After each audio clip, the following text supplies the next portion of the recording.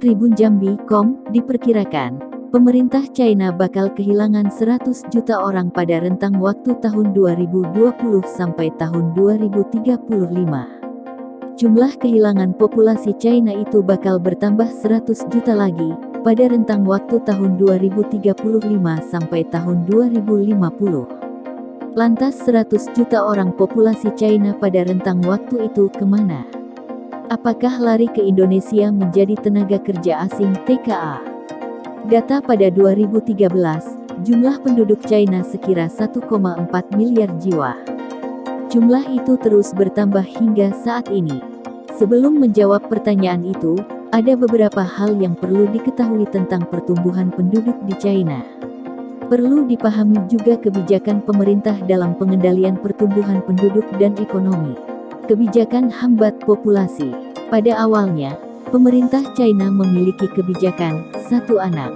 Kebijakan itu diterapkan sejak 1979 pada masa pimpinan Deng Xiaoping. Dasar kebijakan itu untuk memperlambat pertumbuhan populasi yang sudah mencapai 1 miliar jiwa. Deng menerapkan kebijakan, jangan sampai keberhasilan pertumbuhan ekonomi terhalang pertumbuhan populasi yang sangat cepat. Jurnalis Kompas, Mirna Ratna, dalam reportase berjudul "China Hadapi Populasi yang Menua", menuliskan kebijakan itu menimbulkan fenomena memilukan.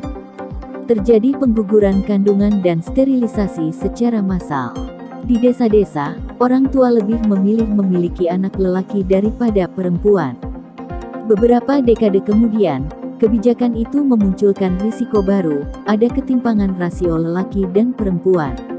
Mirna yang mengutip dari The New York Times, Sabtu, tanggal 11 Agustus tahun 2018, menuliskan kemudian yang paling terasa ketika para orang tua generasi 1980-an memasuki periode lansia. Imbasnya, pada tahun 2020 sampai tahun 2035 China akan kehilangan angkatan kerja, warga berusia 15-64 tahun, sekira 100 juta orang. Itu akan berlanjut kehilangan 100 juta orang lagi pada tahun 2035 sampai tahun 2050. Pada dekade 1980, pertumbuhan ekonomi China di atas 10%. Namun sejak 2012, pertumbuhan itu menurun hanya sampai 6,7%. Saat ini, jumlah warga berusia 65 tahun ke atas sudah 10% dari populasi. Jumlah itu diperkirakan mencapai 15% pada 2027. Ilustrasi populasi di China, www.financialexpress.com. Mau tidak mau, akhirnya pemerintah China membatalkan aturan satu anak pada 2015.